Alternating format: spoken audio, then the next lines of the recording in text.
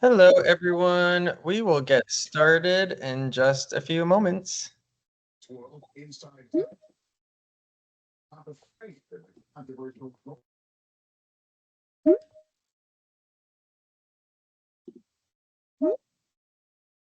And while we get ready for things and we let more folks in, feel free to put in the chat where you are joining us from. We want to see where everyone is coming from.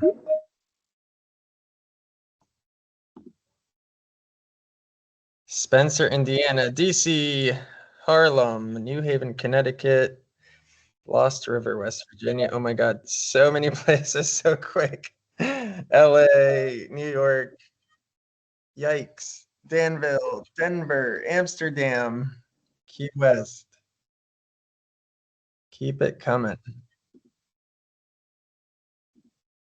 We have a lot of folks joining, so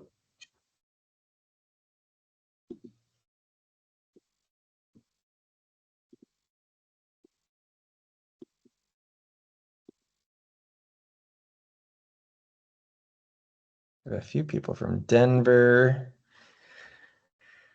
Connecticut, Maryland, more-ish. A few our friends from Amsterdam who are hosting next year. They will be hosting WorldPride in 2026.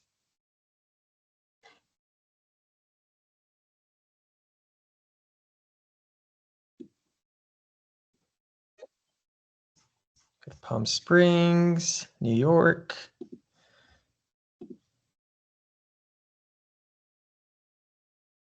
Okay.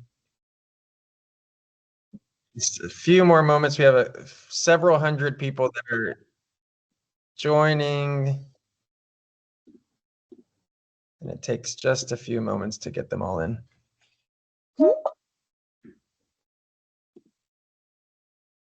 Let's see.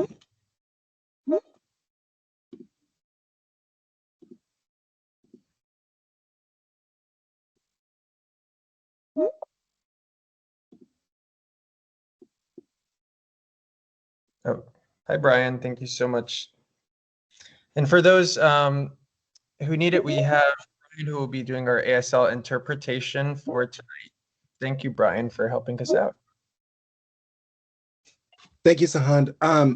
Somebody will be joining. Her name is Cheyenne Atkins. She's my team and will need to be able to use her camera and mic as well. Great, thank you.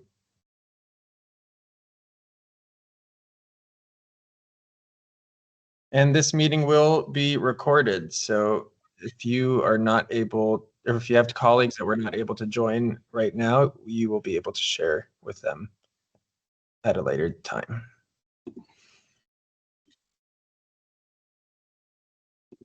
Okay. And does someone from my team have the ability to admit some folks as they come in? What'd you say, Sahar? Can someone from our side admit all the folks? I can do that. Okay. Thank you, Markia. Okay. Well, we will then go ahead and get started. Thank you, everyone, for joining.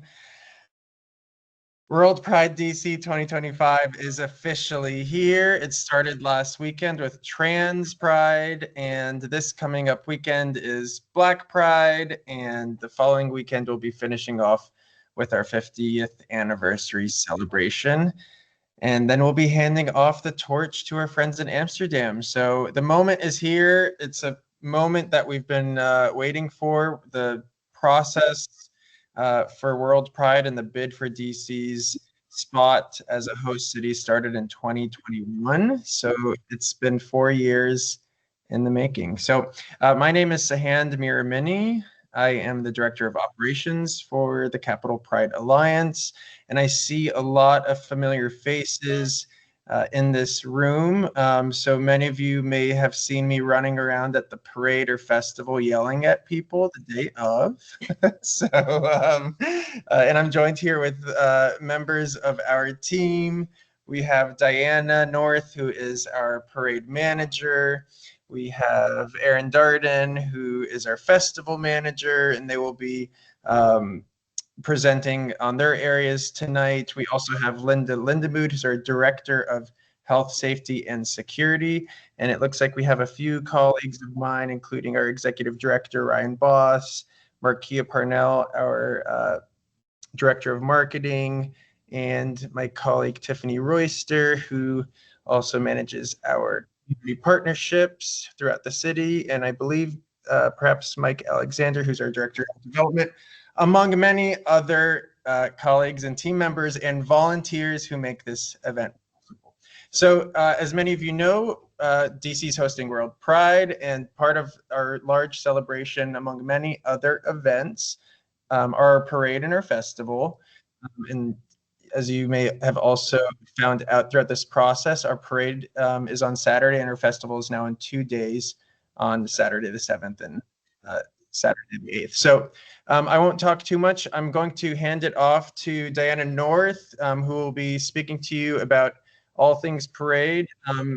You can save your questions until the end of her presentation, and then we're going to be going off to the festival piece of things. And then, as I mentioned, Linda Lindemood, our Director of Health, Safety, and Security, is on board as well. So if you have any questions related to that area, we can save that till the end as well. So welcome. We're excited to have you. Diana, please take it from here.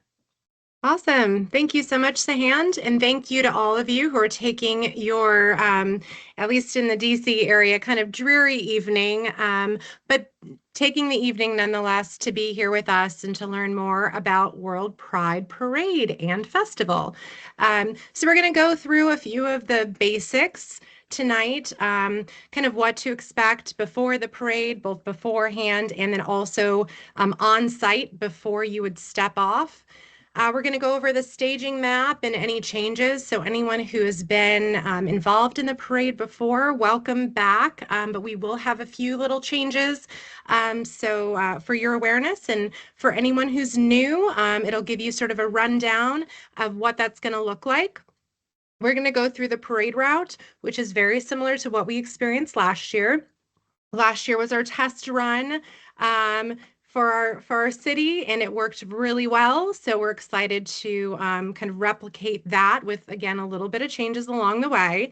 We're going to go through rules along the route and talk a little bit about our volunteer safety marshals. And I do see a number of those members of our team, including Alan Thompson, who manages our route marshals here on the call. And then just some key facts and things that we need to share about contingents or units, we call them, all of you, just some basic information and safety reminders, and then sharing some resources as well. And I just want to note that there is, if you have any questions, try to use the question and answer section. The chat is mostly for fun stuff, but if you have an actual question, you can put it into that question and answer area. Thanks, Sand. All right, so just some quick facts. Our parade is June 7th, 2025, so just a few weeks away. We step off promptly at 2 p.m. This has been adjusted a little bit, so just take note, 2 p.m., and our staging will begin at 2 a.m. to 10 a.m., not 2 a.m. I might be there at 10 a.m. or it's 2 a.m., but you will be there 10 a.m. and beyond, and we have staggered timing. And I'll go through that really in detail. Just for awareness, if you've already indicated that you have two vehicles in a float, or one vehicle in a float, they must arrive at the same time. That makes things easy peasy in the assembly area. We want to make sure that your group is all together. We can get you through. Any commercial vehicles that are normally require a CDL to operate are required to have a CDL operator. Don't try to be out here, being crazy. Make sure you're following the rules, of the city as well, or the country. All right, parade staging, just some basics. Check-in will happen when you arrive at your staging zone. We will have volunteers in the staging zone, you will check in there. You'll receive your QR code for placement via email and in your community account. We are working very, very hard on getting this lineup together. We promise that we will have this done by June 1st. Hopefully sooner, but the promise is June 1st. So you know when we're talking about different zones, that's the zone you'll be in. And that's the time you would need to arrive. New this year, if you have been part of this parade before, our assembly gets a little bonkers, just like any parade.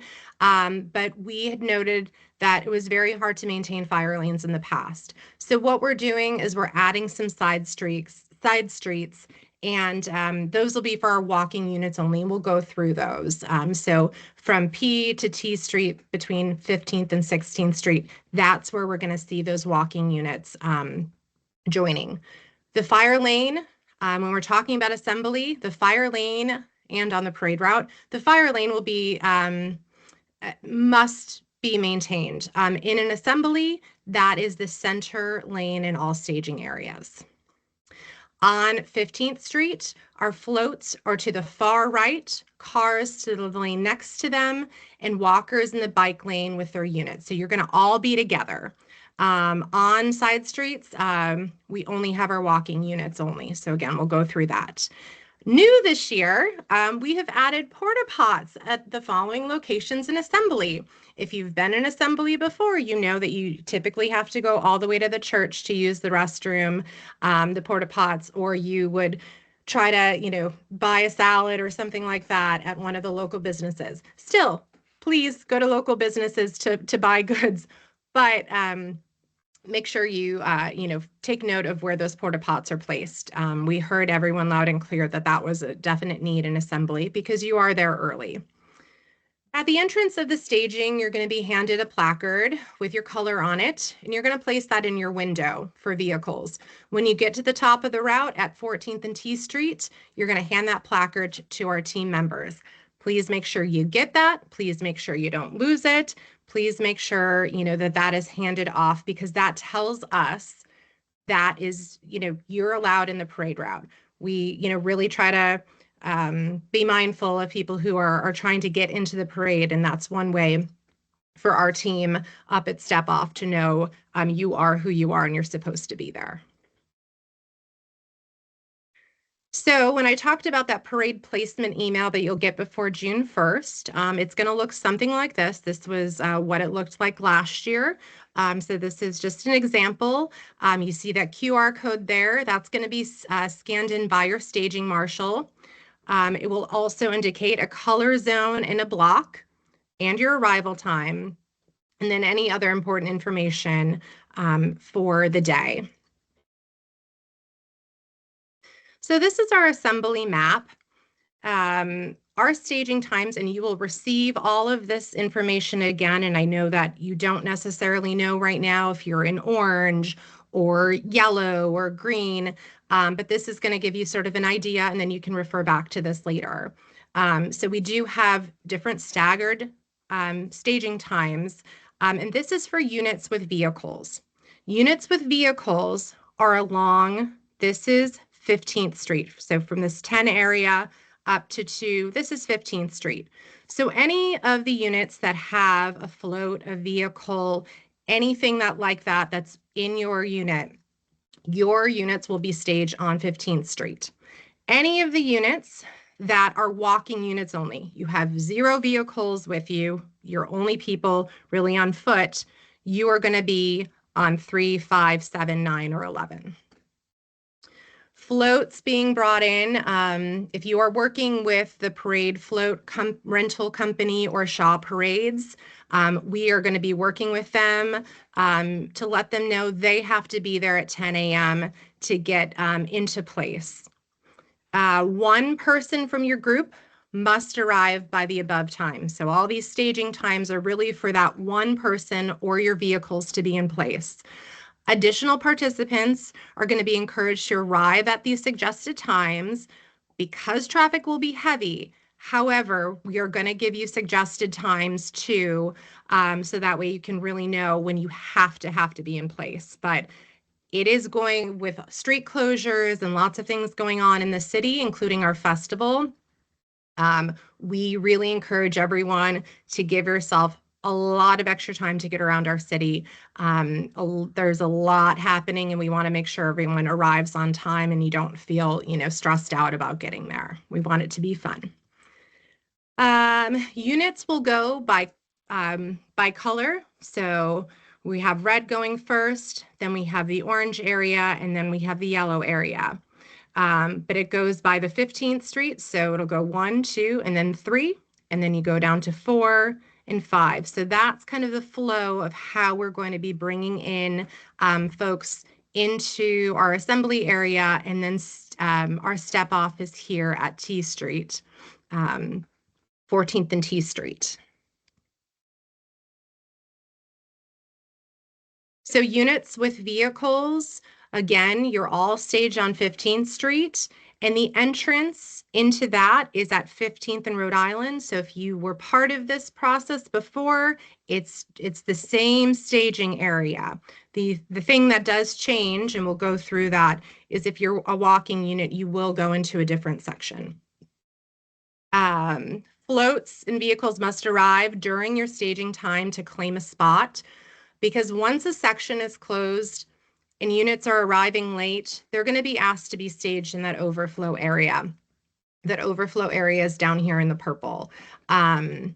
So if you're in orange, be sure to get there, during your orange time, because you will, unfortunately, we're going to have to push you back. And we're doing this really because of safety, because we're asking all of the, walkers with those groups to be there at a certain time. And if we're trying to get vehicles around, it is very, very dangerous. And we just want to make sure that we're keeping safety in mind. So again, please, please, please take a look at the timing. And if you are arriving on vehicle, get there, well in advance, really get there during that window, because also there are a lot of street closures going on in the city, and you don't want to get stuck where you can't get around. All right, and we went through the lanes already. And so this is our detailed staging times. And again, you will receive this. So once if you're, in orange on 15th Street, you'll see on this grid, you arrive between 10:30 and 11. You're going to be on 15th Street between S and T, and you're going to be entering from Rhode Island and 15th, and your order is 2. I'm not going to go through this whole thing. Obviously, if there are questions when you get that, we're happy to answer, but it's going to be pretty straightforward. All of that information you will receive. Walking units. So these, again, are people who are only on foot, no vehicle, no float.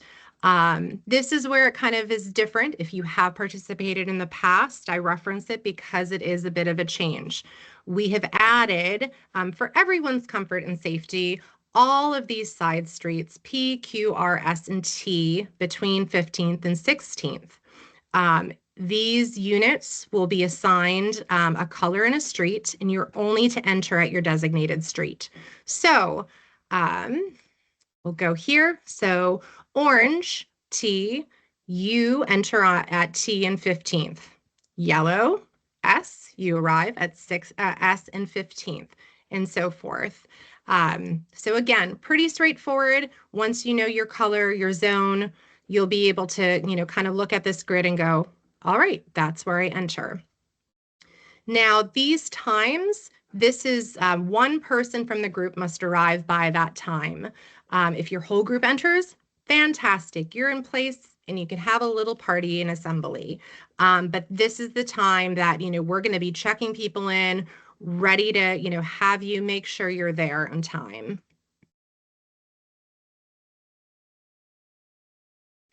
So here's some suggested arrival times for the rest of your group. So that was really, one person from your group must get there at those times. But the suggested arrival times, again, are much later because we don't have vehicles coming in with those folks. They're walking in by foot and they're coming in on those side streets. So we have bumped it back a little bit.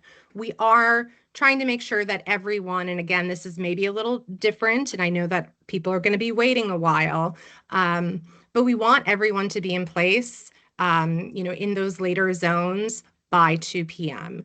We're doing this again because there's so many closures, so many things happening that we want to ensure all of our participants are there. We have some addresses and locations here to note. Just some, if you're putting them into, your Google Maps as you're walking over there, we do have a couple locations you can put in there. For vehicle staging, there's an apartment building, for example, and you can look at that. We highly, highly encourage metro travel. The closest metro stations are U Street and DuPont. So if you're new to our city and traveling into our beautiful city, U Street and DuPont Circle are on the metro lines, and those are, key stations to look for to get you near the parade assembly sites. And then I also have added here some of the intersections and some of the key locations. Again, if you're putting those into, Google, where orange T is, yellow S, so forth. So again, you'll receive this and can use that as an additional reference if you'd like. So our parade will begin at 14th and T Street, and it ends down at Pennsylvania Avenue and 9th Street. A little different this year is how we're dispersing. So at the end of the parade route, where we end, where we get road ready, where walkers go, and we'll look at a map in just a minute. Our parade route is nearly 2 miles long, now with that dispersal area. We do have some designated crossing points, and those areas will allow for flow of traffic, so folks can cross there. Those will be managed by traffic control officers with the Metropolitan Police Department, some on-site security, and our volunteer route marshals. So they will indicate when, times are good to make those crosses. But for awareness for everyone in the parade, we will be providing you with those, just so you have awareness that, there might be a little bit of movement and you may need to stop. Although usually traffic control officers would know, when those stops can happen. We advise everyone to stay in order, to not pass the contingent in front of you. Some groups are real fast. Some groups are a little bit on the slower side. Let's just all, have fun on that parade route. And if the group in front of you is, taking their time, then you take your time too. We want to make sure that we have some announcement stands along the parade route. We want to make sure you're identified properly, and that we're not kind of getting out of order. And also, we just want to be kind to each other, right? We don't want to be zigzagging around. It's not a race. Just it's fun, and take your time. And then contingents should be within 15 feet of the contingent in front of them. Let's not step on everyone's toes. Let's, just give everyone space and their moment to shine. And then down 14th Street, on your left-hand side, there's the Hamilton. It's right in front of a beautiful park called Franklin Park. There is a slight, a slight decline. So just, again, brace yourselves, just be aware of surroundings, especially if you have a bicycle or a vehicle, that you're maintaining that 15 feet in front of you. These are those designated crossing zones that I had mentioned before. Again, just be aware of those crossing zones. But those are, again, managed by a number of people, so hopefully we won't have any issues. All right, and dispersal. So at the end of the parade route, this is Pennsylvania Avenue here. Every group is going to turn right onto 9th Street. So this is technically the finish of the parade, but all the groups still must go down 9th Street. Any of the walking units, you are welcome to turn left and go toward the festival, Or if you would like to continue and go to the National Mall, you can feel free to go down there. Any of the vehicles, in order to get road ready, to stop, take down any items that you might have, make sure that everyone's off of your vehicle or off of your float, you are going to turn on Constitution Avenue. So you're going to turn right onto Constitution Avenue, and you've got a few blocks here to get yourselves road ready.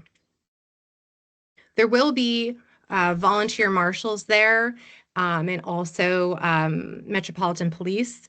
Just be aware of the instructions they're telling you. This is our best laid plan right now. However, if something changes, they will let you know that you'll need to be making a change. But this is what we're preparing for, and this is the plan that has been approved by our city.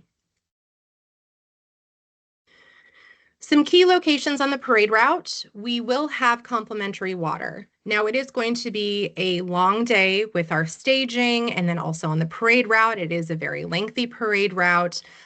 So bring water, and a lot of groups will bring their coolers, their rolling coolers, and do it that way. But we will have 2 water stations, one at 15th and T, so that's in our staging area, just before parade step off. And that is sponsored by Giant, our friends at Giant. And then at Constitution and 9th, that's at Dispersal. Our friends at Giant will also have a tent there handing out water as well. We have a number of first aid stations. So in our assembly area at St. Luke's Church, we have a first aid station. Also, just off of Stepa we have a first aid station at Thomas Circle along the parade route. Also a first aid station, Navy Memorial, which is off of the path of the parade route, but just slightly down Pennsylvania Avenue. So if there is an emergency and you needed to step off, there is one there, or if you're just in that general area at the end of parade.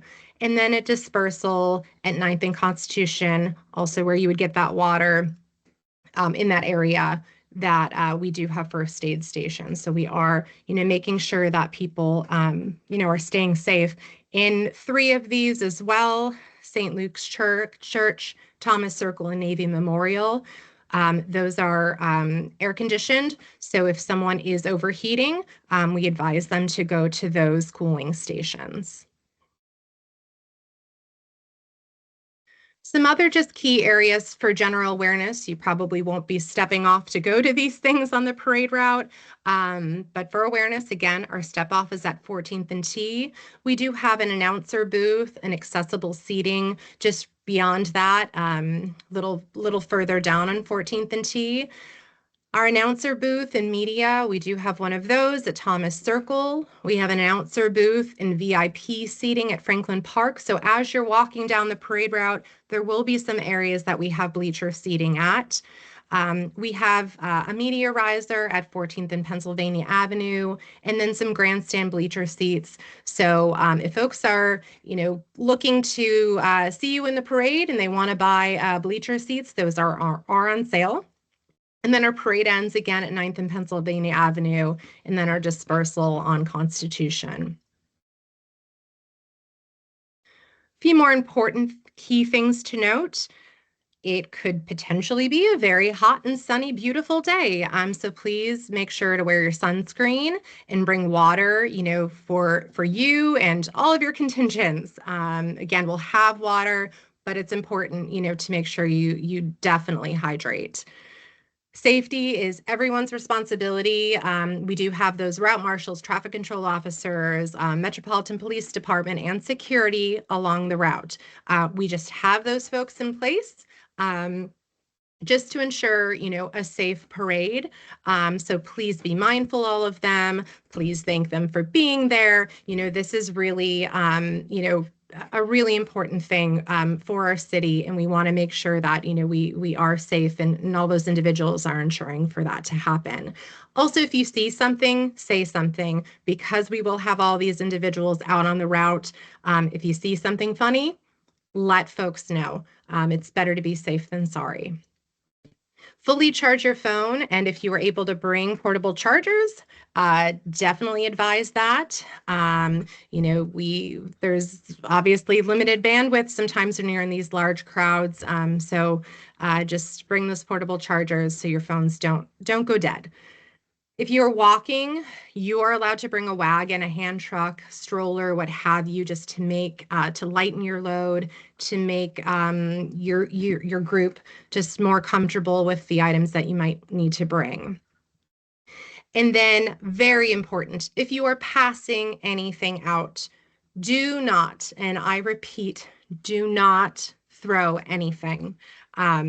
I work on a number of parades throughout our country, and we have seen this type of thing go very wrong. So please, if you're passing something out, have individuals literally pass. If we see throwing, we'll ask for you to either, leave the parade route or, take the items and put them away. So we want to make sure, again, that you are adhering to that.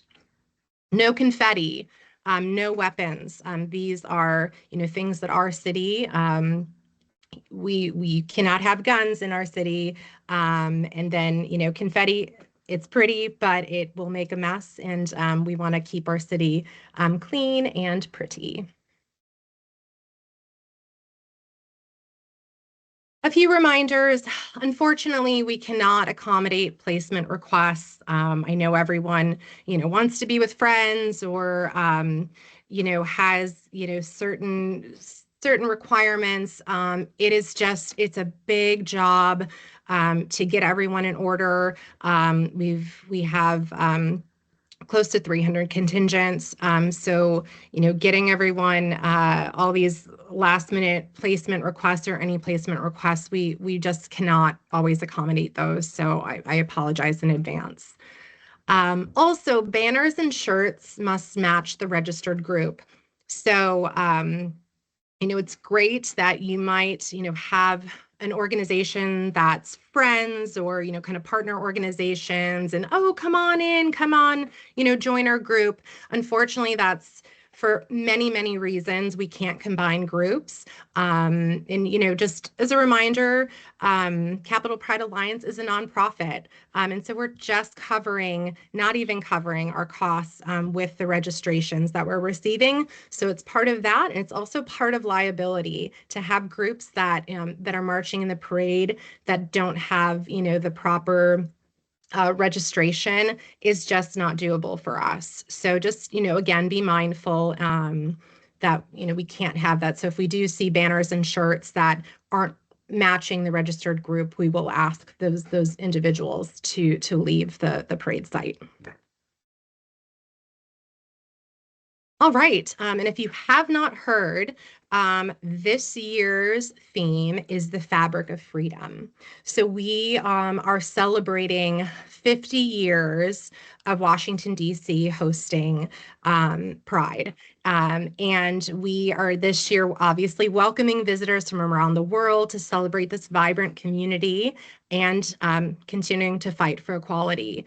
Every one of us, new threads woven together, strengthen the fabric of our community and of this global movement. So think when you are creating those beautiful floats and you're designing your last minute t-shirts or what have you, think weaving fabric, community, diversity, global cultures, unity, equality, freedom, all those beautiful words, weave those together. So just think about that as you're creating your theme for your groups.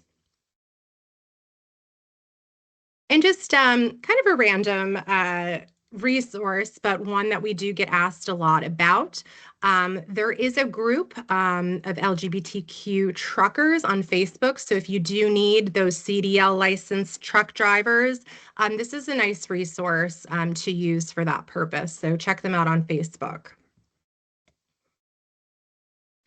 All right, so I will see everyone in June, but if there are questions, obviously we can answer those in just a moment.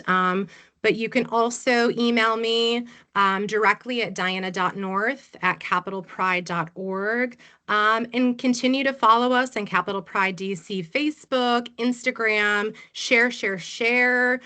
Get your groups excited about participating. We love to see all the shares. So with that, Diana, I could go we can through take some. some questions. Whoops, sorry, Yeah, Sahan. I was going to say I could go through some of these and Yeah, let's do throw it. some questions at you. One was, what about throwing soft items like T-shirts? Everything must be handed directly to someone's hand. Yeah. During the parade. But good question. Oftentimes when things get tossed, something doesn't quite make it to the folks, and then someone tries to pick it up, or it ends up on the street, and then it has to be cleaned later, and it piles up really quickly. There's one here, Diana. Can you share any guidance or recommendations for delegations arriving that day by bus, both drop off and pick up? So maybe where it's a good place for a bus to drop off folks who are going into the parade. Yeah, let me show this map here. Sorry for the whiplash on the maps. Okay, so if the group is if they are walking unit only, so again, there's no vehicle associated with their unit at all. I would recommend, and Linda, keep me honest on this one. I would recommend them dropping off at 16th in those cross streets. That way they're really dropped off right where they're going to be staging. And I do not believe, unless the city throws us for a loop, that will be closed. The trucks are, right there at the intersection closing those streets. In terms of if the group is arriving, the group that's arriving will have a float or a vehicle or what have you. That Rhode Island and the Rhode Island and 15th Street would be where they would want to get dropped off, and maybe go up slightly on Rhode Island and do a drop off there. But yeah, that's where I would suggest. And if it's congested, obviously, kind of go down one more block and do the drop off there. And if I can, Yes. one thing for the drop off, those buses will not be able to stay. They can only drop off. Correct. And then they can go park at Union Station.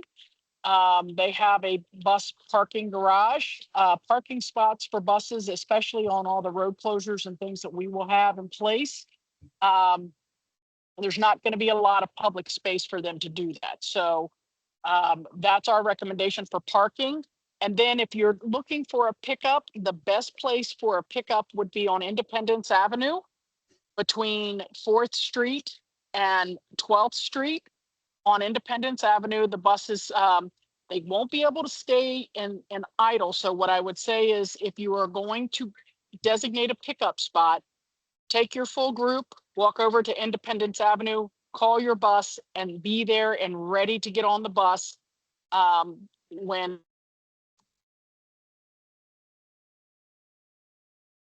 Nope. I think we just lost Linda, but yeah, just be ready for that bus because they won't be able to stay there.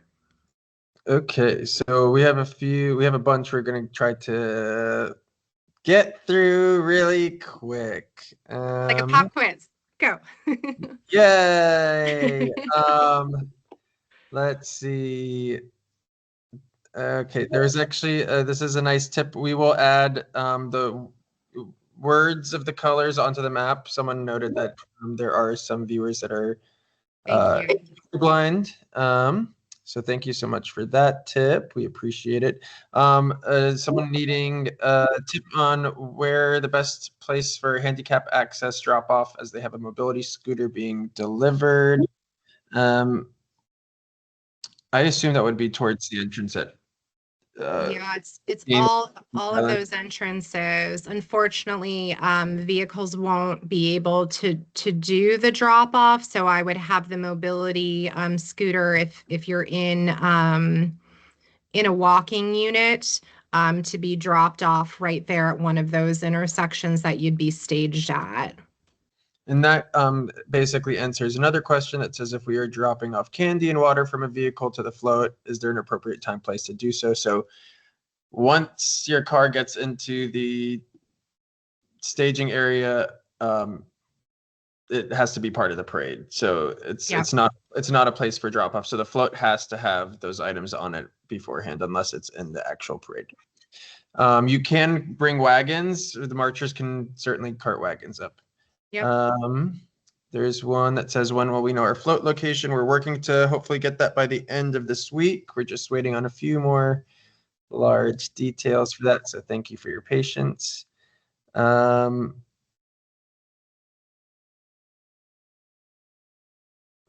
Do we have to enter at the vehicle staging areas, or can we enter other places that seem suitable for our meetup location? Yes, there's going to be police cars blocking every road. So you must enter through the areas, or you're stuck on the other side of the route, unfortunately. Diana, can you repeat, first aid stations have air conditioning? Yes. Do. The first While aid you're, stations, I'm, s- it's, go ahead, and I'm Linda. sorry, I lost my connection. Did you all understand what I was saying about the drop off, or were you able to copy that? I think so. Okay, thank you.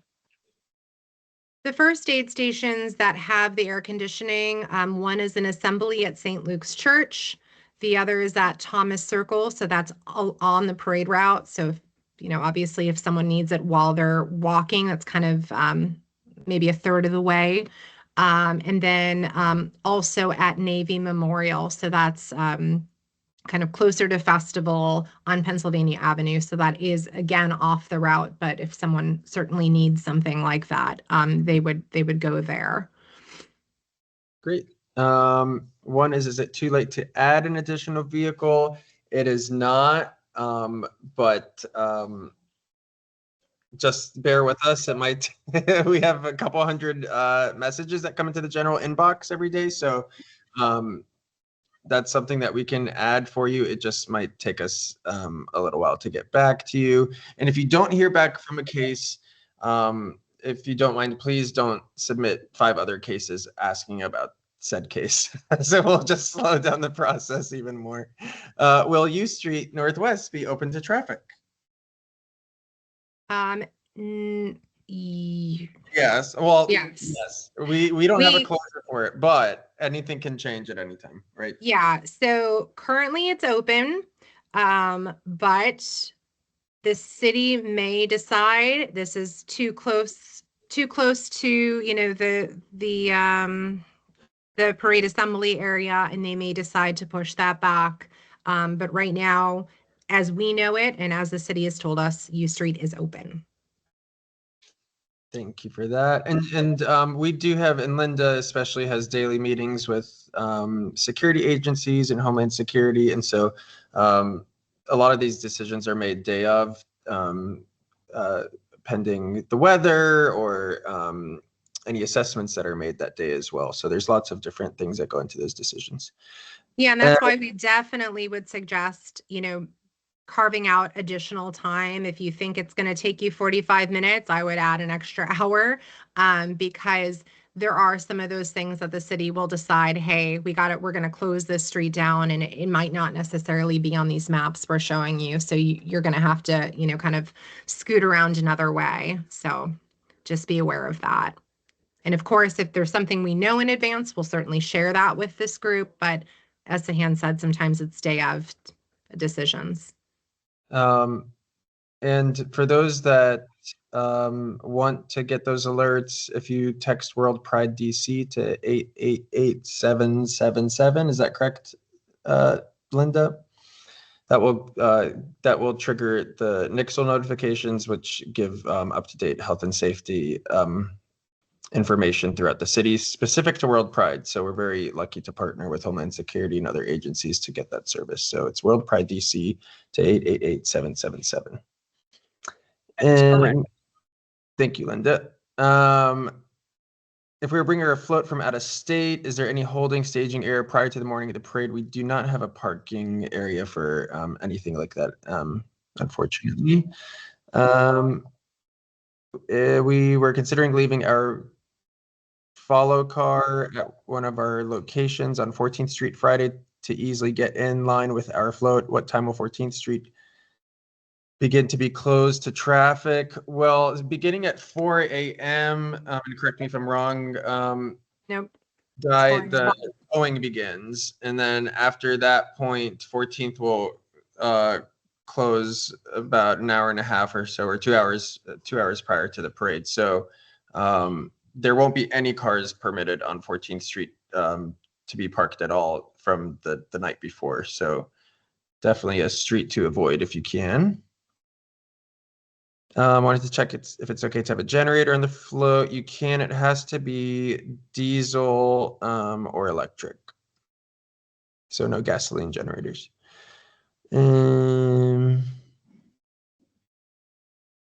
In previous years, the phone reception has not been stable. Do we know if efforts to boost reception will be successful? Preparing our contingent for backup plans, just in case we can't contact everyone. There have been efforts. Linda, do you want to speak to that a little bit? If you're able. Linda? Ooh, maybe her service isn't great. Yes, so I will answer that. There we have been working with different cell carriers throughout the city, multiple.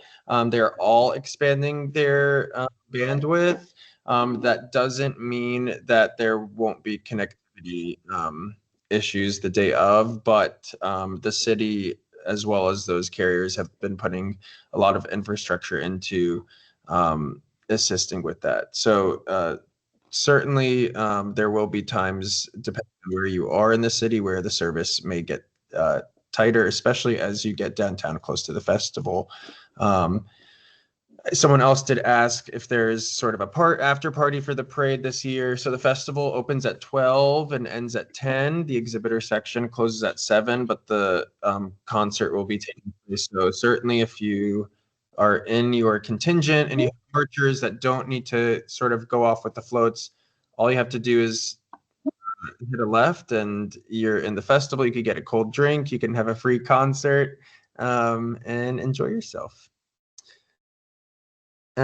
We registered as a walking group with 1 vehicle, but are now going to be walking unit only. Should we let someone know for stage planning? Yes, there we go. And Markia put in some instructions there, or you could email Di. That will certainly impact where you are placed. And yes, that answer to the question of if confetti cannons are allowed. So even the sustainable or the biodegradable confetti is essentially considered trash because it has to all be cleaned up before the roads open up. So it does not degrade, unfortunately, in time for DC to get back in operation. So confetti. We are hoping to get your assignments by the end of this week. And there's By the first, but I'm first. Yes. So Okay. next week. Sorry, Yes. by next week. Okay. There's lots of things changing, so sorry about that. Can we use a van versus a truck or a car? Yes. So as long as it's a vehicle, you are fine. But remember, if you have a float, you have 50 marchers allotted. If you have a car, you have 75. And if you have none, you have 100. If you have a car or a float, you must submit a certificate of insurance. Of course, you also are required to have vehicle or automobile insurance, but to get that approved, you have to have that COI naming Capital Pride as the certificate. Is submitting a case the best way to ask questions? I've added a few questions to the registration group, just not sure the best way to reach out. If you have a question that hasn't been answered during this presentation or on the resources page for the parade, Diana's emails, not to fill Diana's email box, but she will be answering those in the end anyways. So you might as well get right to the expert. Let's see, I think we have a few more minutes before the festival presentation starts. You can also contact Diana if you want to add a vehicle, and then we can help on the back end to do that. It might just take a week for us to get you that invoice. Our group will not be wearing the same shirts, but a similar color palette. Shirts will not have logos per se. Should I be worried given the different shirt warning? The only caveat of that is you can't. So you can't have different organizations listed. So a good example would be one church registering and inviting 5 other churches to each represent themselves on their shirts or banners. Everyone has to have their individual groups. So if you have folks who are wearing different color shirts, that's fine, but it really comes down to the branding.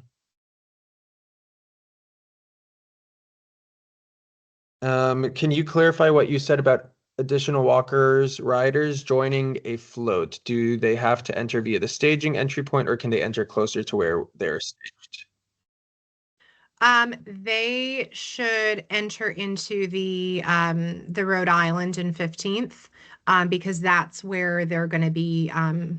Someone's going to be checking them in going up 15th. Obviously, if there are some concerns, some mobility concerns or something like that, we can certainly accommodate.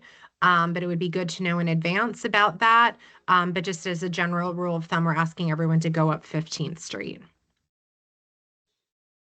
One is, can we get a detail of what time roads will be closed during and before the parade, so we can best plan? We can make a note to include that to you all.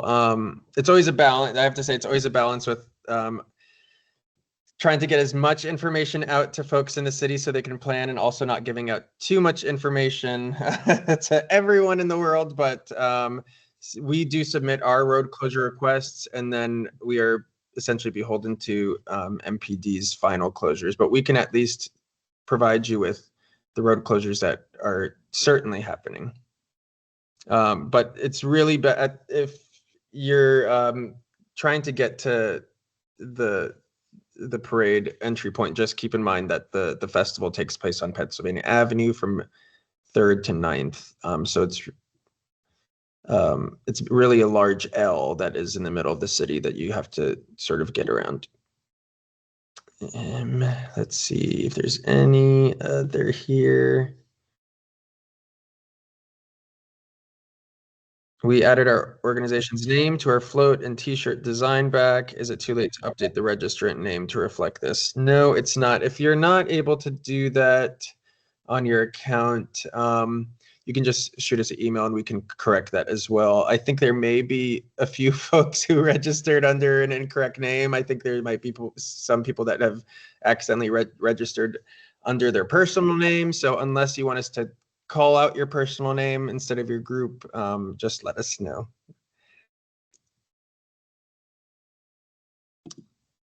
We do have a waiver that we plan on sending out for marchers, and you will get that email in the next week or so. Not all of your participants will not need to show that QR code if they're joining up with the group. Correct, Diana? It's just that one, essentially checking in for the whole group. Yep. Good question. Some of these questions seem like they might be for the festival, so I will make sure we don't have any last ones. There's that. Go ahead. It said, can you all hear me? Mm-hmm. Oh, it says, hi, thanks for all this, but this sounds like organizing for an event in normal times. I am personally anticipating trolls, counter-protesters, provocateurs, and even U.S. government actions against the parade, especially the march. Think Moscow, not USA in past years. How are we anticipating this and how to de-escalate and protect each other? So we did have a safety and security session, a briefing maybe a week or two ago, and we are happy to send out for those that could not be part of that. We just knew that going through all of that, plus just all the just general logistics, it was too much to do in one session. So we did hold that beforehand. So we do have that, it's recorded, and we can send that out to the group.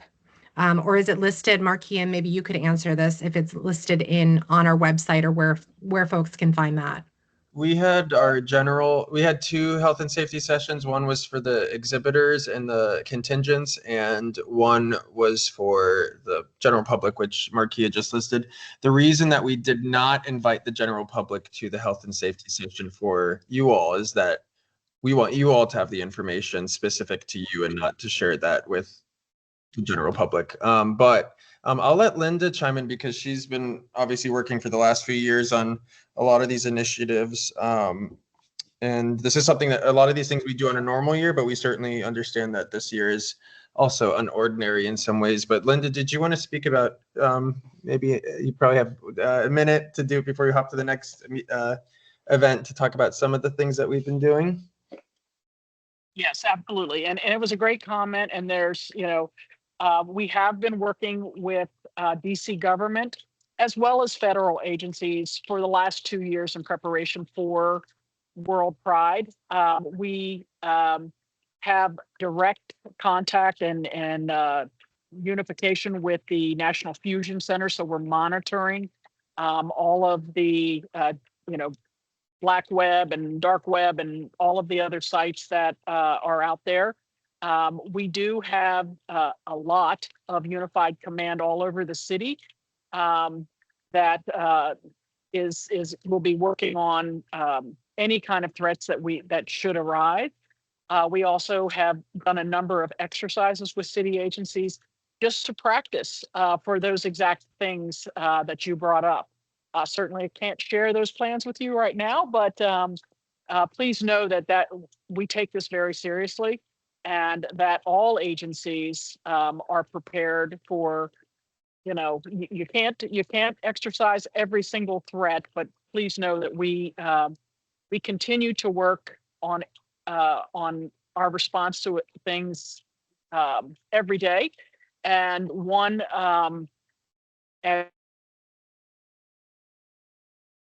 Nope. We might have lost you, Linda.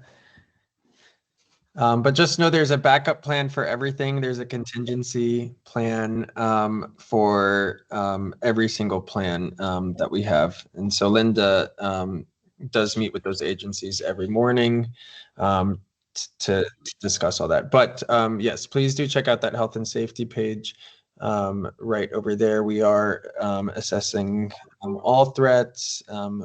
We are fortunate not to have any at this time.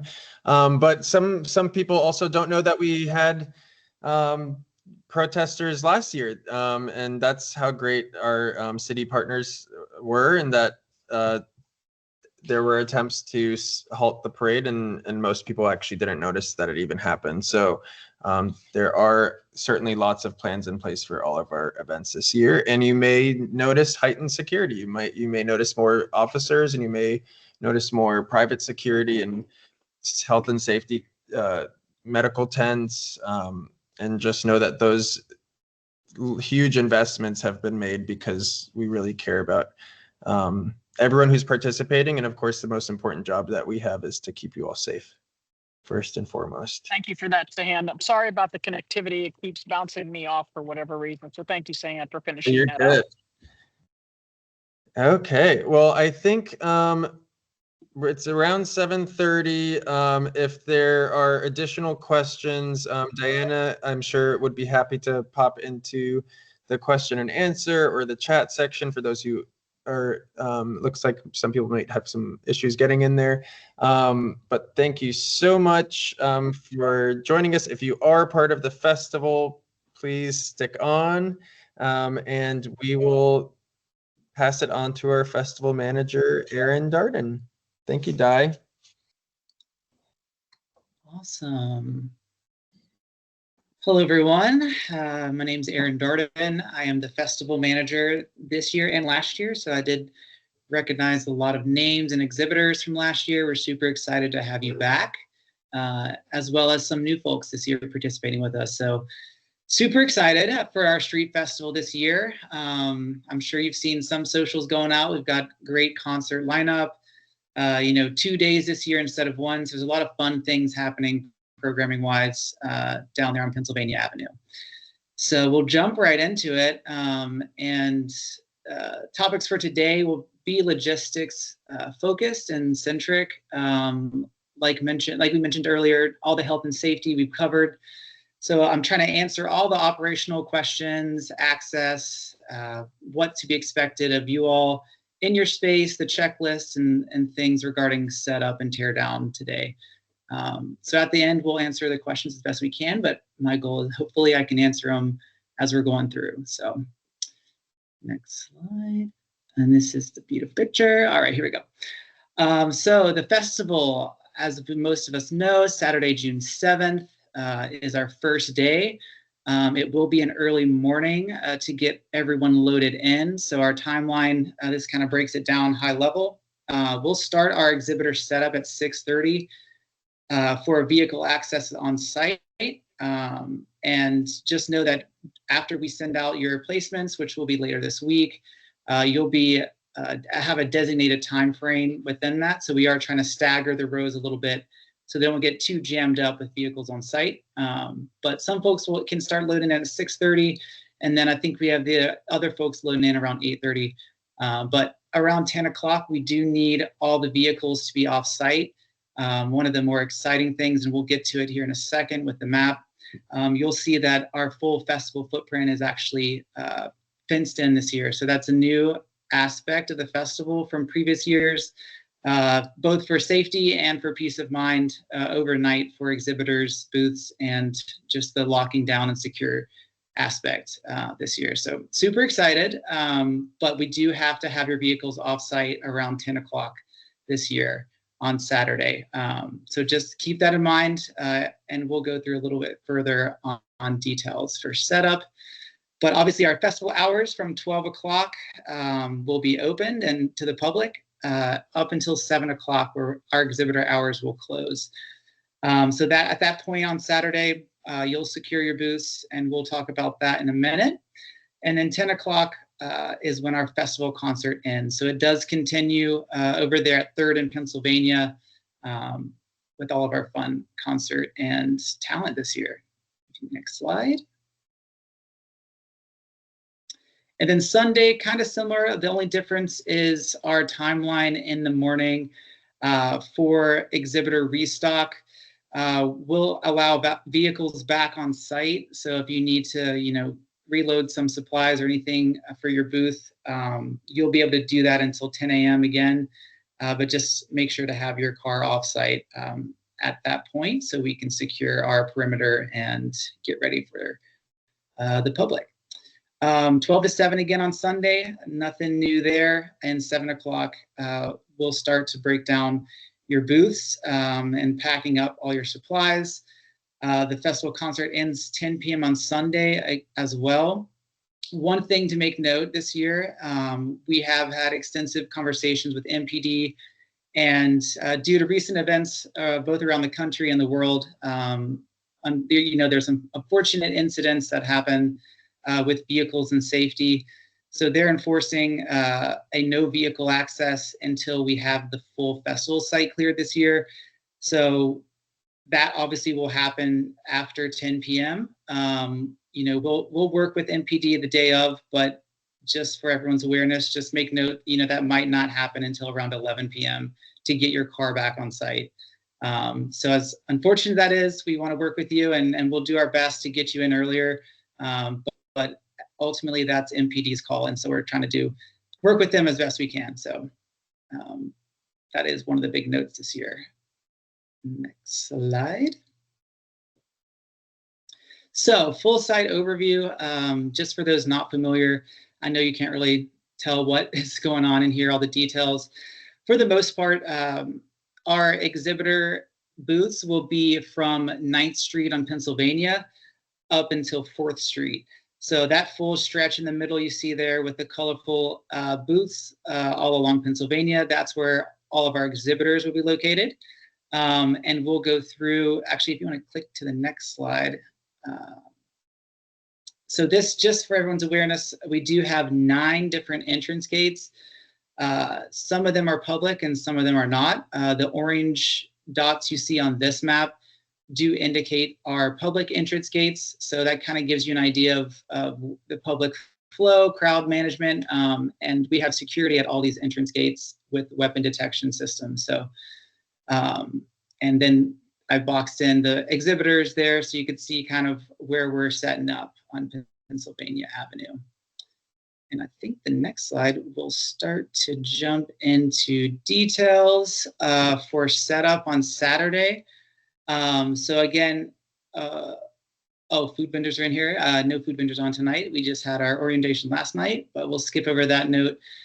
So all of our vehicles for exhibitors are going to enter through 7th and Constitution. And we'll look at the map on the next slide in a second. But when you do enter, we'll have volunteers and event staff who are going to be there ready to help direct you. We'll kind of lead you through where you need to go and get you in and out as fast as possible. We do ask that you are prepared to unload your car within about 15 minutes of time, just to make sure we're not, we're giving the other exhibitors time to load as well, because Pennsylvania Avenue with tents on both sides, it gets a little chaotic, I guess you could say. So please keep that in mind. As fast as we can get your car unloaded, bring helpers, bring a driver, and go ahead and move your car off site at that point to finish setting up. Maintain the lane. So when you are setting up, like I mentioned, we'll stagger your setup times so that kind of alleviates this, but please don't block the road completely. Park right in front of your booth and unload from there, leaving us a clear path because we'll have other vendors and things moving about the site. So we want to make sure we keep the space clear, at least to get through. And then just some helpful tips, bringing hand trucks. Again, hands, helpers if you need it. As many people that we can spare volunteer-wise will help, but there's no guarantee with volunteers. So please do bring everything you need to get unloaded in that time frame. And if you are selling any products or anything, we do recommend touchless payments because there are no ATMs on the festival site. Yeah, next slide. Alrighty, so looking at this picture, this is the route that we recommend or will require you to take to get into festival site on Saturday morning and for load in and load out. So anytime you bring your vehicle on site, this is the route that you'll need to take. Our MPD road closures will go all the way until Independence Avenue this year. So you'll come up from Independence on 7th Street Northwest. And if you follow the arrow up, that's where you'll hit our access into the actual festival footprint on Constitution Avenue. So you'll take that right, you'll head towards Pennsylvania, and then we'll direct you. At that point, we'll have folks directing you to your respective booths on Pennsylvania Avenue so that you can unload. When you're done unloading within that 15 minutes, we will have you head straight out on 9th Street in Pennsylvania. So the idea this year is MPD would love, for those that have participated in the past, we're trying to minimize turning and any kind of U-turns on these tight roads with the booths. So we're keeping it one in and one out. So hopefully that helps with our traffic flow a little bit this year. Next slide. Awesome. Breakdown. So for Saturday night, we've gotten a lot of questions regarding the overnight. So we do ask you to stop exhibiting at 7 p.m. Our goal is to, as you start to pack up your supplies and secure your booth, we're trying to, we'll start to deploy our roaming security and have, as best as we can, we'll push people towards that main stage on 3rd Street for the closing concert. But just know, as much roaming security that we have, please do. We recommend, if there's any really valuable stuff, box it up. Bring tarps, coverings to weight down your booth space. And if there is really important things that you don't want to leave, please bring carts or something to carry out Saturday night. We won't be allowing vehicles in Saturday night, so please plan accordingly for that, unfortunately.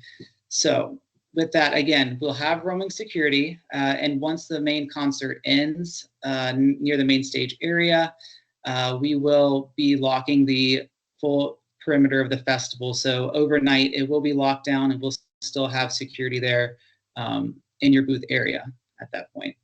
But please do bring tarps. I would highly recommend that. Next slide. And for restock Sunday morning, again, we need your car out by 10 a.m. for that, if you choose to do that. You'll still enter through the same route that we just looked at. Again, try to keep it brief with your vehicle on site so that we can get as many people in and out as possible for Sunday morning. And then, yeah, same thing, maintain the lane. We'll have other vendor vehicles moving about, trying to get ready for the day. So.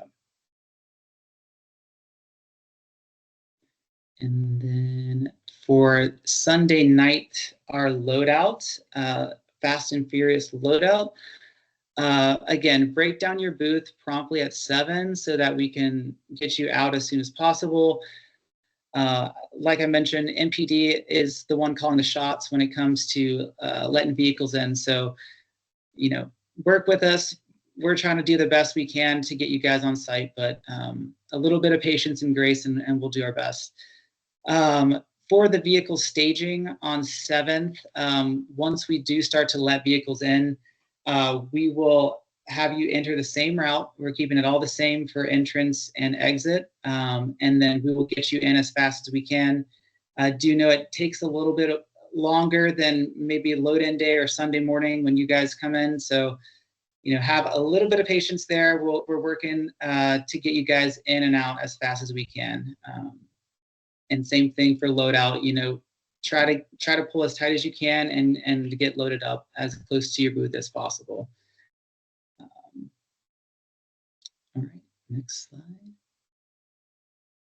So exhibitor space. So just to highlight what you can expect in your general registration. This is not, if you added extra tables or chairs, that will be reflected and will already be in your tent space. But for the general registration, you will have a 10 by 10 booth tented space with one 8-foot table and 2 folding chairs. So if you need more than that, please do update your registration so we can get those equipment requests ASAP. And note a couple of notes here. The space is extremely tight, so your neighbors will love you if you can remain in your 10 by 10 space. Don't encroach on your neighbors. We don't want anyone fighting or anything, breaking up fights, but please do be conscious of that space. Electricity is only available for those who pre-purchase, so we are placing those intentionally in our exhibitor booth area. And then if you're missing anything or you think you're missing any tables or chairs that you've pre-purchased, head to the information tent, which is located on 6th Street and Pennsylvania Avenue, which I think I might have had a map for on the next slide. Maybe not. You can go back one second. Thank you. One quick note, there is not parking provided on site for you guys. So unfortunately, you'll need to reserve or utilize one of the nearby parking garages, and there's a couple. When we do send out exhibitor placements and all of that fun stuff, we'll include a little packet, and we can include a couple of those options for you if you do want to reserve ahead of time and have that ready. So just something to be aware of. All right. So an exhibitor checklist. just as we're getting ready, and we've got a couple days left. So make sure, confirm your registration details, engage your internal team, and share, the socials Capitol Pride is putting out to hype up people. Do make a parking plan ahead of time in case, it's a crazy town. There might be a lot of congestion, a lot of vehicles around. We want to make sure you're taken care of. Reach out to your org partners. Let your wider stakeholder community know about your efforts. We want to make sure we can get as many people there as possible to see all the things we're putting out. And then action items, if you do need registration changes, please do those as soon as possible. If applicable, submit your tax ID if you're selling, so that we can make sure to submit that to the Office of Tax and Revenue.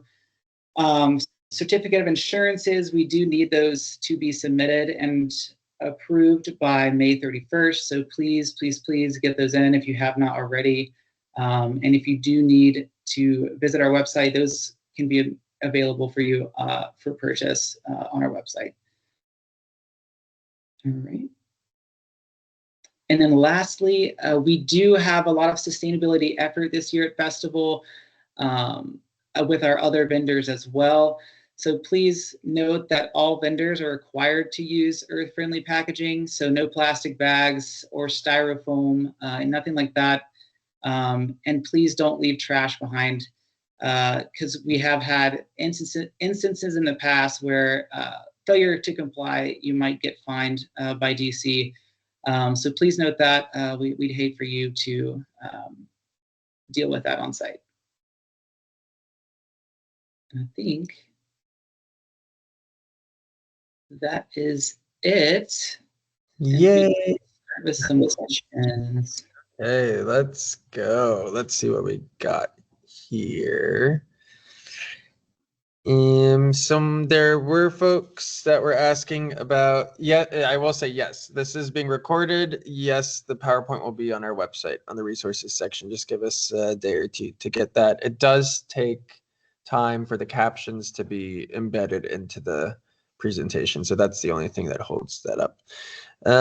Is there an option for early setup Friday? Aaron, it's correct that those Friday setup is for multi-booth and large activations, correct?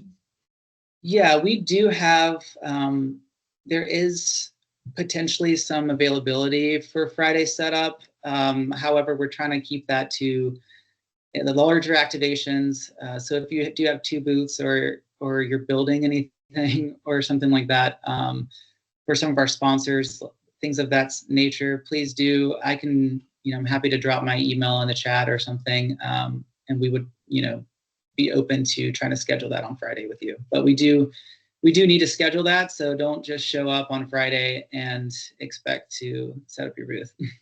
And when we do email you your booth assignments,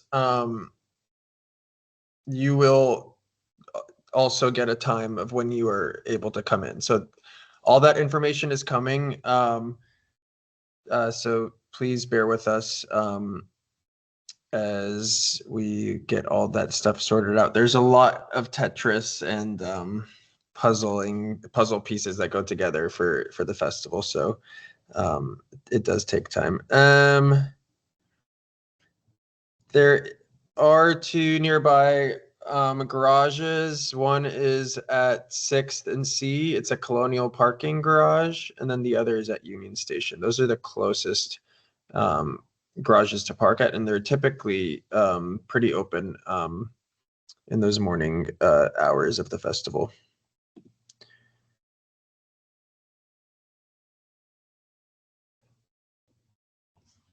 Yeah, there's still people asking parade questions. Let's see. Let's see. Once we close our booth at 7, should we stay nearby until the concert ends at 10? Will concert goers be roaming around our booths, or will they be closed off? So we actually will be, the entire festival will be surrounded by a fence line, and then our plan is to close off the exhibitor section from the concert. So people won't be watching the concert in front of your booths.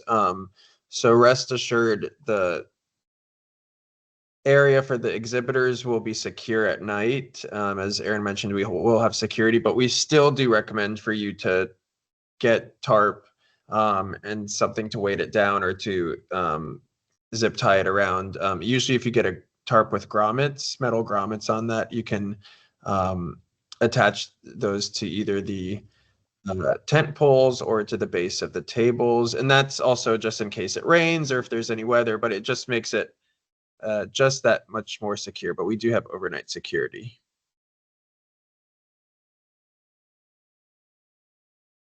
One question says, on Sunday evening, we will not be able to get our vehicle in for loading remaining things. Do you want to answer that, Aaron? I think you went over that.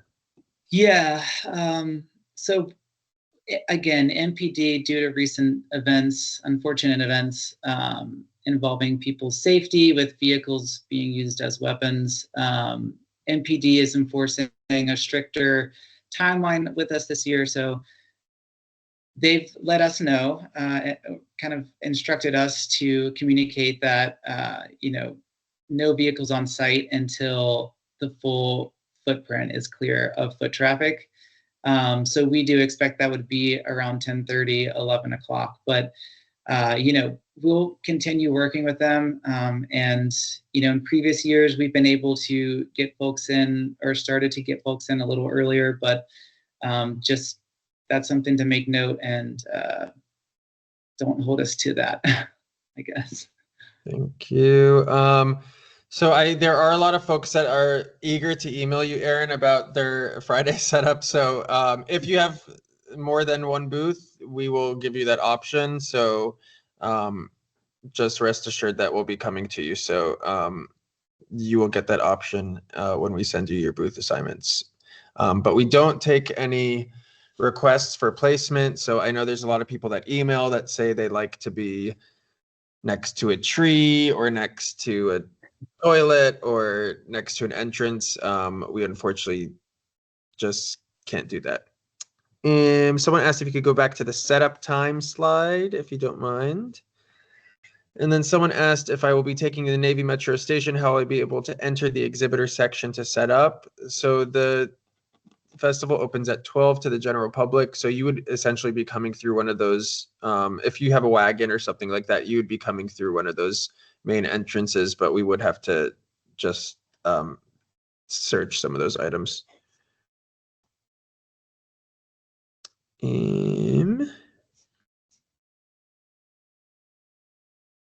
We don't have, there are recycling receptacles on site.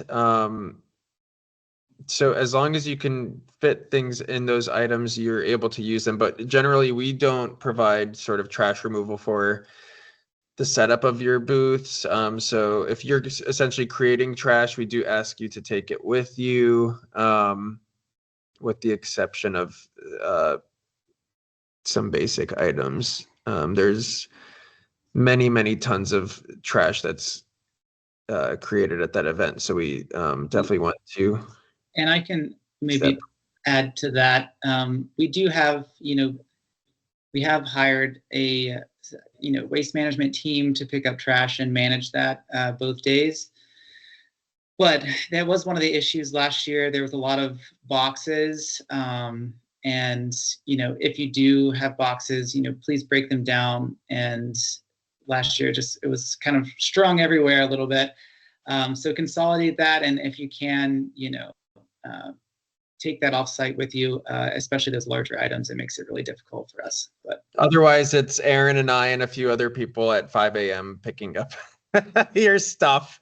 So please be nice to us. Let's see. What's the lighting like on the festival grounds? Pennsylvania Avenue is street lit. So we have that lighting. There is some event lighting throughout, but the sun, at least the sun will set after we close. The only time it will be darker is on that Sunday night during loadout. But it is typically light enough to see what you're doing. Is there a specific exit we will need to go through if tearing down and taking a wagon out right after shutdown? Is there a time limit for those who are tearing down and leaving the area to shut down? And Aaron, those would be the same, the exits would be the same ones that the general public would have been using in those exhibitor sections when it was open, correct? Yeah, so I did forget to mention, that's a great question. In addition to our entrance gates, which can also be exit points, we do have a 14 or 15 exit only gates that are going to be open throughout the day. So pretty much anywhere you're standing on site, you'll be able to see an exit gate and be able to get out. So kind of just pick and choose which one works best for you to leave from. Are we allowed to bring coolers? You can bring a cooler. We just may need to open it up. Just as another reminder, no outside alcohol is permitted on the grounds. It would mean that you would have to be removed from the event. But also you cannot give out or sell any food to anyone unless you are a registered food vendor. You may give out free snacks or food if it's prepackaged and it's not homemade. But just keep that in mind if anyone else, or if anyone was wondering that just reminded me. There was a question about. I will say, because currently on our prohibited items list during the event, once our perimeter is set up, we do have large rolling coolers and suitcases on that list. So, if you are bringing a cooler, I would suggest bringing it in, by vehicle first thing or before the event gets started so that we don't have any issues with security. But we'll definitely communicate and can work with you on that. And you will, when we send out that those booth assignments, you'll also get a QR code and you'll have proof that you're part of the event. So that's something that you'll want to show as well. Can you please share more about the certificate of insurance? So the COI basically just has to name the Capital Pride Alliance as the certificate holder. It's just $1 million policy, which is the standard.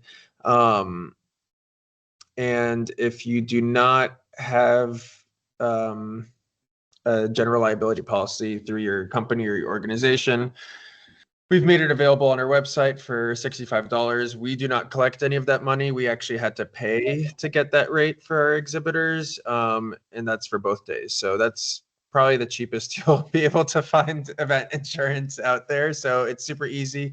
I know that there are a number of folks that have their COIs that still need to be approved. We're trying to get through as many of those as we can this week. And then if you had a COI or a certificate of insurance that expired before our event actually takes place, so some of you may have submitted one and it expired in March, you just need to upload the newest version of that. And there may be also people on this call that are on the wait list for the festival. We do plan on going through the rest of those by Friday. So stay tuned. Thank you for your patience. Is there a way to see or know what the canopy structure looks like? It's basically a metal frame tent, and it's a long row tent. So each 10 feet is dictated by a metal pole. So there isn't a wall between you and the person next to you, but those poles basically help designate that. And then there's an 8-foot, the top of the vinyl is basically 8 feet from the ground. So there is the opportunity to clip things onto the vinyl that's going over the edge of the tent if you need to hang any signs. And essentially you choose if all the booths automatically come with an 8-foot table and 2 chairs. You get to choose if you want to have that at the edge of your tent, or maybe some people may have ordered extra tables, or you're bringing tables from home, and they will do like a letter C setup where people walk into your tent and there's 3 tables that sort of create the boundary of your space. So there's a few different ways. Not everyone has to have just their table on the edge. You can invite people into your tent as well to create some more retail space or information. In terms of space, I'll add another note just for awareness. Your 10 by 10 space is literally 10 by 10, so don't plan on much space behind your tent. I know in previous years that was probably a luxury we took for granted.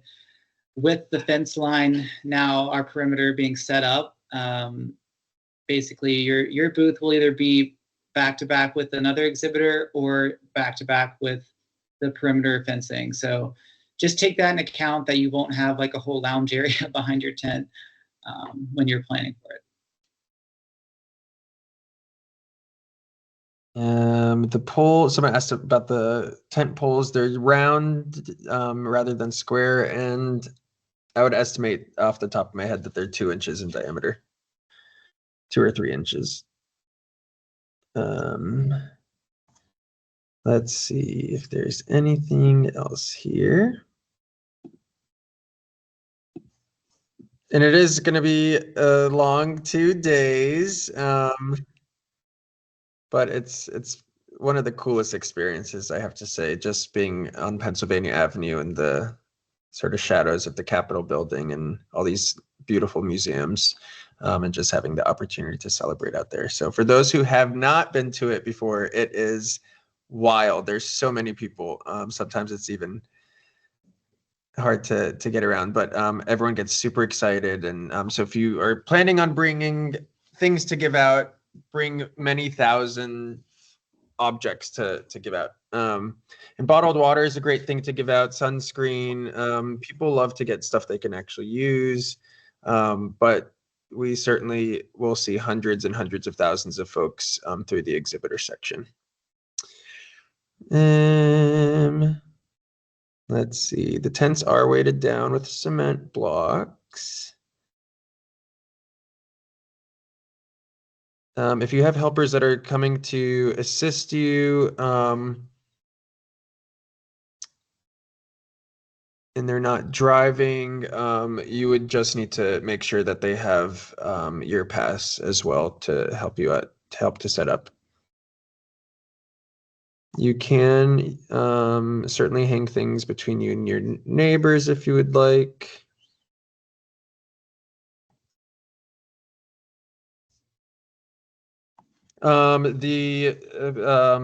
Parking, someone asked about parking lots, about oversized vehicles. The Union Station parking garage, we've parked huge box trucks in there. And so if you have really large vehicles, that the Union Station parking garage is a great place.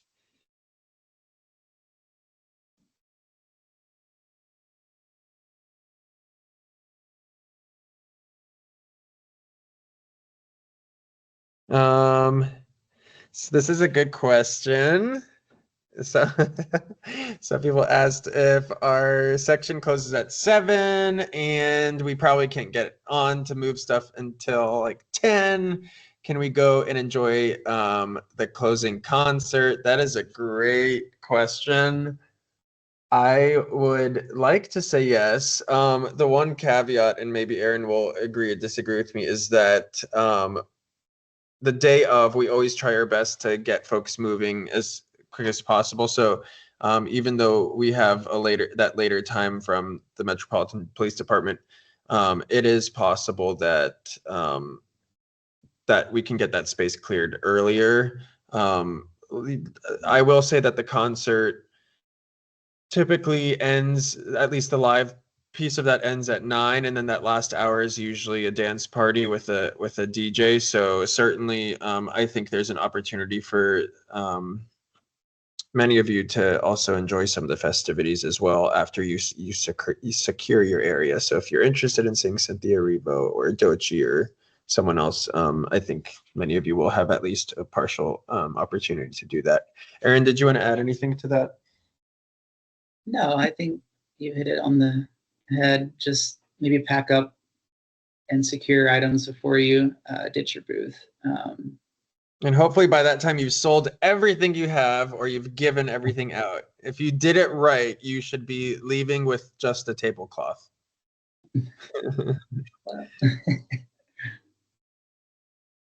We are planning on creating, it's actually in the works right now. We do have a simplified map that we will be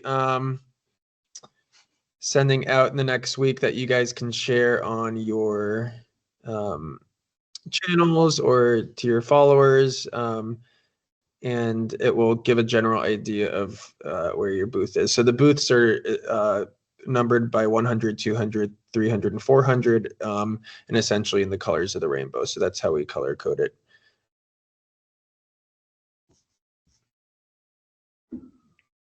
Yes, and Aaron, did you have your email on there by chance? I did not, but it will go out with the packet of information.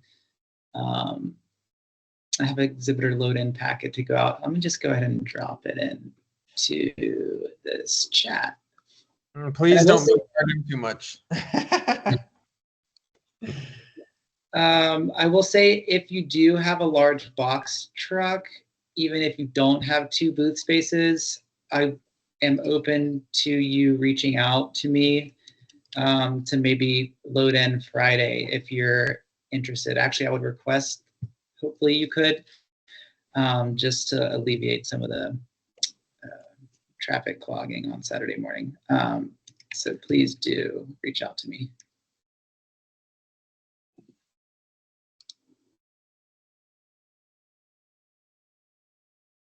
Someone asked if they could have biodegradable glitter. So anything that like that has to be contained in like a jar or something.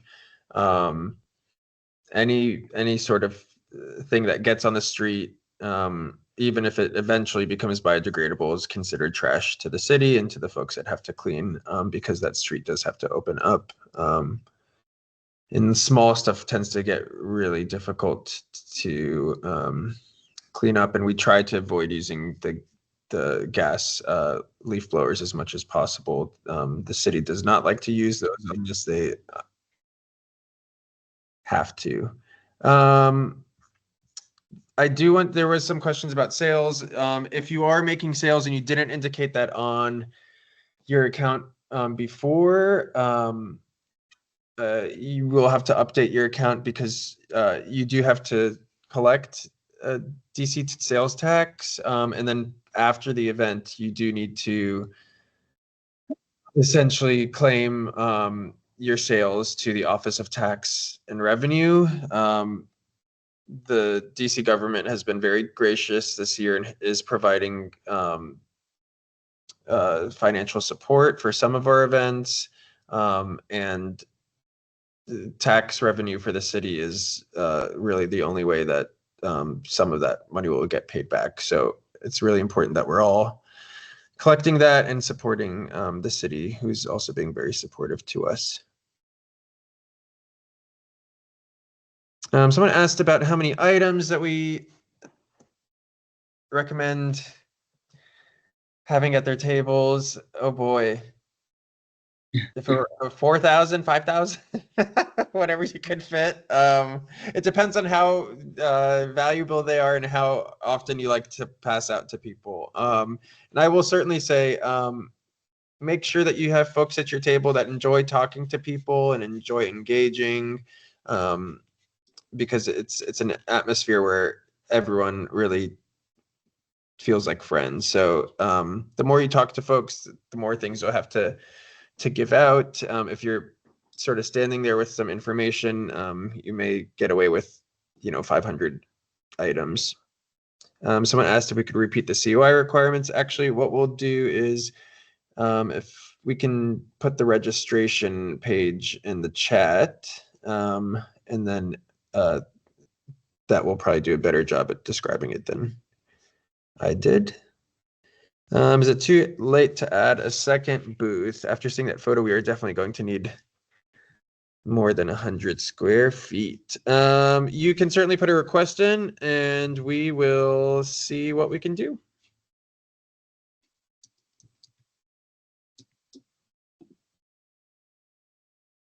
Yes, in your pass, you would, if someone else is coming in, your booth pass would work for that other person as well.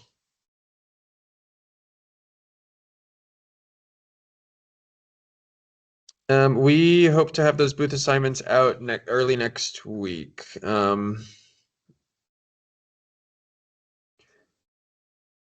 And the good thing about the festival is, regardless of your booth assignment, most people generally show up at the same time, but we do understand the eagerness from folks to know where they are. Trying to think if there's anything. Someone did ask about float companies responsible for vehicle insurance. They would be responsible for that piece of the insurance policy if anyone's left from the parade. Am I missing anything? Let's see. One last look at the chat. If there's any, someone did ask in the chat if there's any previous vendors who feel comfortable sharing what their sales were in past years and typical items priced to get an idea of how many pieces to bring. I will say this is not to get anyone's hopes up. There was someone that was selling things for $3 each, and they made $75,000 selling it. And I realized then I was in the wrong business. So it just depends on what you have. But there are people who, there's people that say that the festival is their busiest day of the year. So I've heard that from many people. So $25,000 is not unheard of from a lot of the folks selling merchandise, depending on what it is. But don't quote me on that.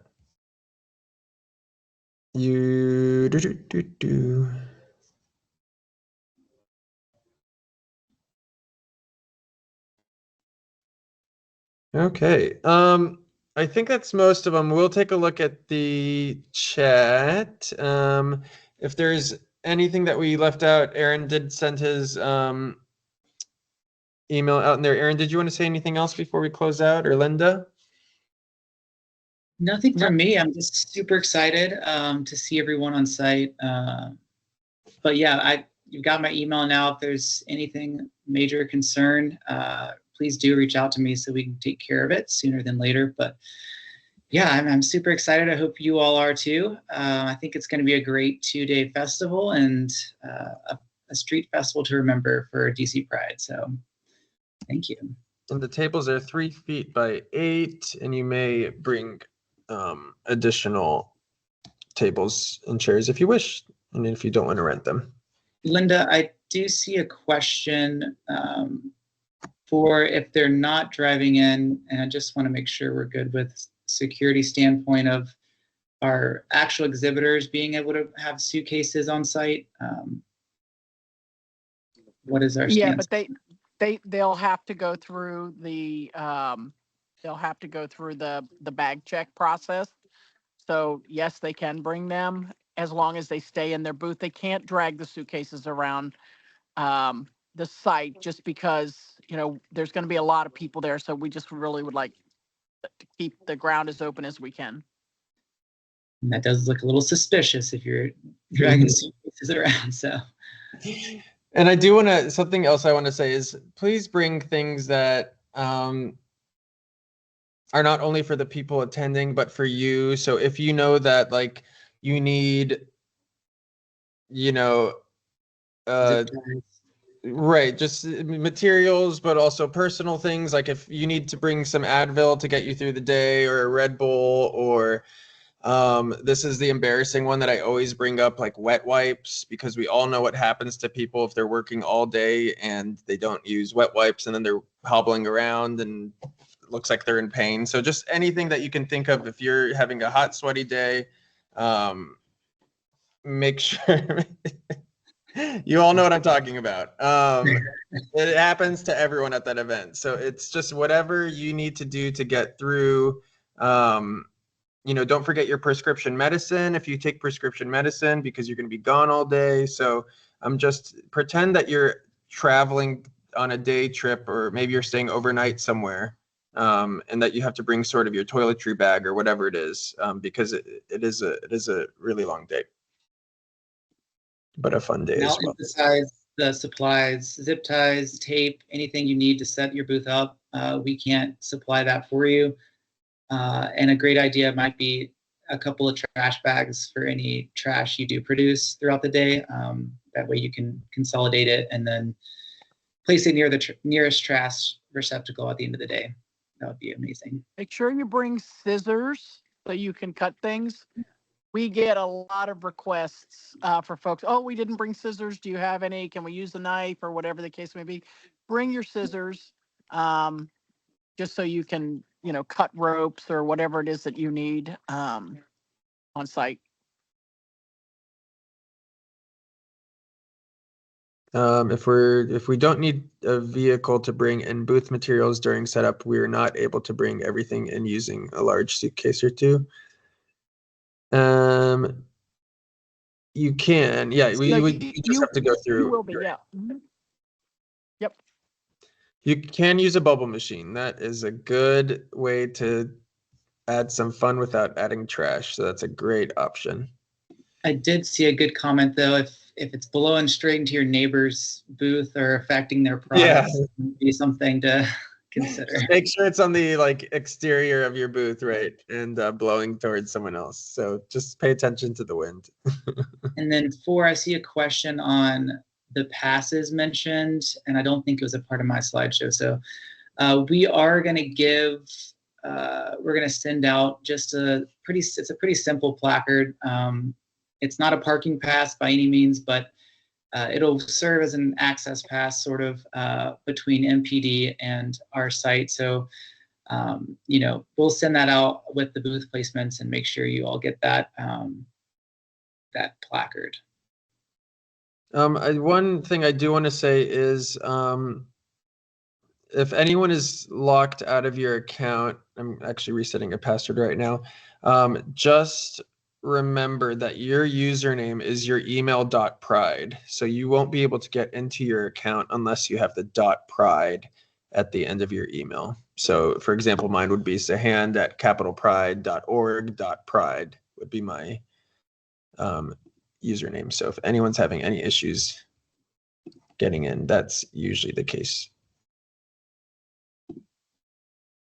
Okay.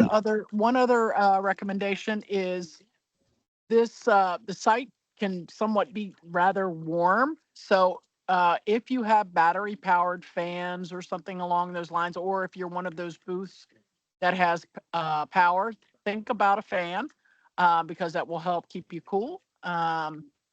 And then Sahan mentioned it earlier, water, you need to stay hydrated because it is a warm day and you want to make sure that you're taking care of yourself first so you can last the entire day. So water and snacks and things like that you need. And Linda, I might have you help me answer this one as well. We have a question asking if any of the helpers arriving by foot before the event starts to help set up the booth. Is there any instructions we might need to give, or do they need to have the pass as well? Yeah, I just had folks who are with your group showing that same pass. So you can share that with them just so we know that they're not a general person wanting to get into the festival site early, if that works. I think that was the question. Yeah, that works for me. I'm just making sure we're good with that. Yep. Let's see. Okay, well, hopefully we have answered some of your questions. I know that there's probably some that we missed. Feel free to shoot Aaron a message if you need to. And thank you to Aaron and Diana and Linda for helping present tonight. Thank you all for sticking with Pride during this time. This is our 50th birthday as well as WorldPride. We're so proud to be from DC and to showcase the city, but you showing up, you being an ally, you being at the event is a form of protest in itself. So we're just so excited to have a fun and safe celebration with you. It's almost here, and we wish you all success and a fun time. We will see you there. Good night, everyone. Thank you all. Thank you, everyone. Stay safe. Aaron, back up. Hold on. Hold on for a sec. Calling me.